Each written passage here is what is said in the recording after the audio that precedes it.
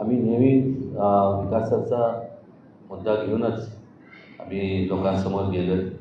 मी माझ्या संपूर्ण जीवनात कधी राजकारण केलं नाही, कधी आडवाडीचं जे राजकारण असतं ते तर माझ्याकडनं कधी जमणारही नाही. केलं तर समाजकारण केलं आणि ते सुद्धा लोकांच्या हिताकरता.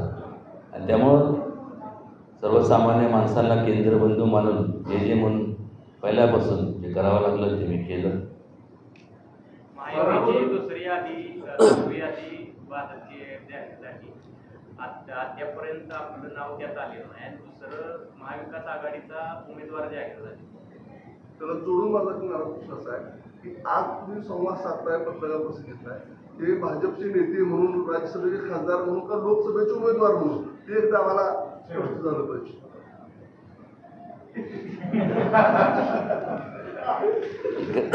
उत्तर द्या.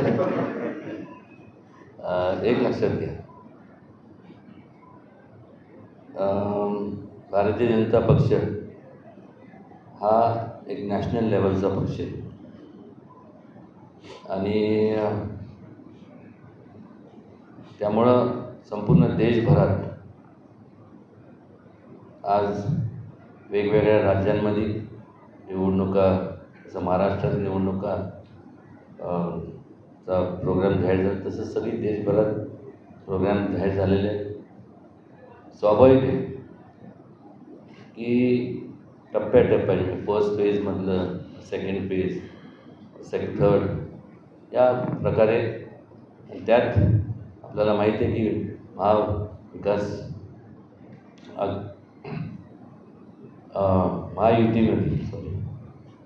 महायुतीच्या संपूर्ण या युतीमध्ये भारतीय जनता पक्ष असेल, अजितदादांचा पक्ष असेल, एकनाथ शिंदे साहेबांचा पक्ष असेल, RP आठवले गट असेल, शेतकरी संघटना, रासप आणि इतर जे काय संपूर्ण पक्ष आहेत, या सगळ्यांना विचारात घेऊन त्यांच्याशी विचारविनिमय करूनच उमेदवार जाहीर होतात. आणि त्यामुळं इतर पक्षांची म्हणजे आता त्यांनी जो प्रश्न विचारला की कोणाची उमेदवारी जाहीर मिळाली, मला माहीत नाही. पण स्वाभाविक आहे, लोकशाही कोणी पण उभं राहू शकतं, कोणाची झाली असणार. पण त्यांची जी महाविकास आघाडी, त्या महाविकास आघाडीचं जे काय त्यांची चर्चा झाली असेल त्यातून त्यांनी जाहीर केलं असेल. त्यावर मी भाष्य करणं योग्य ठरणार नाही. आणि आपला जो एक प्रश्न आहे, राज्यसभेचा खासदार तर मी आहेच, पण तुम्ही जो प्रश्न विचारला की तुम्ही लोकसभेचा काय उमेदवार म्हणून,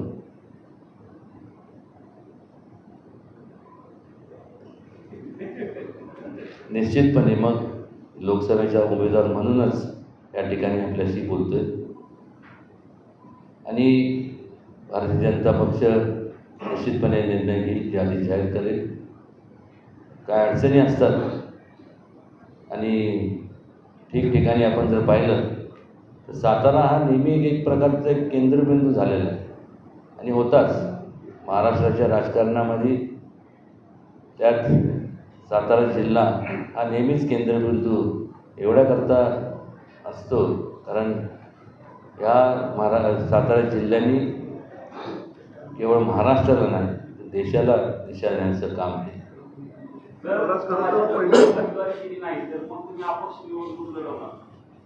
भाजपने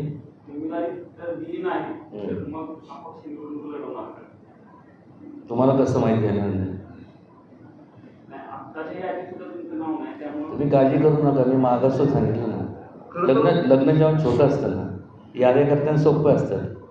4 कपाट, त्यानंतर काय भांडी बिंडी, मोठं लग्न आहे. त्या होईल. कोल्हापूरच्या छत्रपतींना जाऊन उमेदवारी दिली, पण आपल्याकडे अजूनही उमेदवारी दिली. 9वी यादी आज आली. पहिलीच यादी आपलं नाव जाहीर व्हायला पाहिजे होतं आणि नंतर इतर अशा प्रकारे विरोधक पण टीका करायला लागले. नाही, मी एक लक्षात घ्या, पहिलं म्हणजे मी विरोधक हे कोणाला समजत नाही. वैचारिक मतभेद असू शकतात आणि का नसावे. प्रत्येकाचे जसं 5 बोटं एकसारखे नसतात, तसं प्रत्येकाची विचारधारा किंवा विचार करण्याची एक ते विचार असतात मनात, हे वेगवेगळ्या त्यांच्या जसं सुचतात तसे ते विचार करतात. कोल्हापूरचे छत्रपती शाहू महाराजांना जाऊन त्यांनी दिली, स्वागतच आहे त्यांना दिल्याबद्दल. आणि मला दिली नाही असं त्यात काय वाईट मानायचं काहीच नाही. लोकशाही आहे. लोकशाहीमध्ये थोडं पुढं मागं आपण ज्यावेळेस चर्चा होती तर चर्चेतनंच काहीतरी चांगलं घडतं. माझा प्रश्न कराड संदर्भात आहे. कराड, दक्षिण, उत्तर आणि पाटण असे 3 विधानसभा मतदारसंघामध्ये एकूण 55% मतदान आहे. मात्र गेला इतिहास जर बघितला तर निगेटिव्ह फॅक्टर खूप मोठं काम होतं. तुम्हाला निगेटिव्ह फील होतं. आता काय प्लॅन आहे तुमचा? नाही, सगळं प्लॅन तुम्हाला सांगितलं तर मग तुम्ही सगळा प्लॅन जाहीर करणार आणि मग जे समोरचा जो उमेदवार असेल त्याला सगळंच ऐकतं मिळणार. ते प्लॅनिंग माझ्यावर सोपवा, कसं करायचं, काय करायचं. ज्यावेळेस निवडणुकीचा निकाल लागेल त्यानंतर आपण तुम्हाला मी विस्तृतपणे सगळं प्लॅन सांगतो. बरं, आज कराडच्या लोकांची जनतेशी आपला संपर्क नेहमी कमी राहिला असा एक सूर आहे. त्या संदर्भामध्ये आपण कसं तो वेळ साधला? एक लक्षात घ्या, या ठिकाणी माझे मित्र राजेंद्र यादव आहेत, विक्रम पावसकर आहेत, अतुल बाबा आहेत आणि त्यांच्याबरोबर म्हणजे आनंदराव नानासुद्धा असतात. या सगळ्यांची वेळोवेळी जे काय त्यांच्या नगरपालिकेला लागणारी जी म्हणजे कराड नगरपालिकेला लागणारी जी मदत आहे त्यात नेहमीच त्यांना बोलवून घेऊन त्यांच्याशी विचार विनिमय करून जे तुम्हाला काय तुमचे जसे घंटागाड्या ते चालू झाल्या ती संकल्पना सर्वात अगोदर साताऱ्यात मी आणली. त्यामुळं जसं विश्वास निर्माण झाला पश्चिम महाराष्ट्रात त्या संपूर्ण वेगवेगळ्या जिल्ह्यांमध्ये, आज ठिकठिकाणी ह्या जिल्ह्यामध्ये आपण संपूर्ण काय पाहतो तर एक परिवर्तन झालेलं पाहायला आपल्याला मिळतं. नाही तर एक काळ होता की इथं काँग्रेसशिवाय दुसरं कोणाला काय त्याला म्हणतात दुसरा विचारच करत नव्हतं. आणि एवढा उत्माद त्यावेळेस आला होता मला असायचा, मला नवल वाटायचं. कारण की मी नुकतंच माझं कॉलेज संपलं होतं आणि मी आलो म्हणजे जेव्हा सातारला आलो त्यावेळेस मला म्हणजे काँग्रेस पक्ष असे म्हणायचे की दगडाला शेंदूर जरी फासला तरी लोक निवडून देतील. म्हणजे तुम्ही या लोकांच्या जीवावरती ज्यांनी तुम्हाला अनेक वर्ष तुम्हाला आशीर्वाद दिले, तुम्हाला सहकार्य केलं, त्यांचे प्रश्न सोडवण्याच्या ऐवजी तुम्ही म्हणजे सगळ्यांना गृहीतच धरलं का तुमची इच्छाशक्ती नव्हती. त्यामुळं माझे मित्र माननीय राज ठाकरे साहेबांनी जो बिनशर्त पाठिंबा दिला हे असंच काहीतरी कारण असणार, नाही तर ते कशाला दिलं असतं. परवाच्या मेळाव्याला राष्ट्रवादीचे पदाधिकारी परवाच्या मेळाव्याला दांडी मारली. आज पण त्या गटाचं कोण दिसत नाही. नेमकं काय कुठं परवाचा जो मेळावा झाला हां त्यामुळे राष्ट्रवादी अजित पवार नाही दांडी मारली काहीतरी दांडी बिंडी काय नाही, सगळ्यांच्या दांड्या व्यवस्थित आहे, तुम्ही काळजी करू नका. आता दुसऱ्याची दांडी कशी उडवायची ते आम्ही बघतो. त्यावेळेस नेमकं मकरंद आबा हे मुंबईला गेले होते, त्यांचे बाकीचे कार्यकर्ते आले होते, शंभूराजांनी सांगितलं आणि त्यांचा पण आपण मेळावा आता ते ह्या तुम्हाला ते 1-2 दिवसात ते पण आता त्यांचा मेळावा घेतात आहे. आणि पुन्हा एकदा त्याची काळजी आपण करू नका.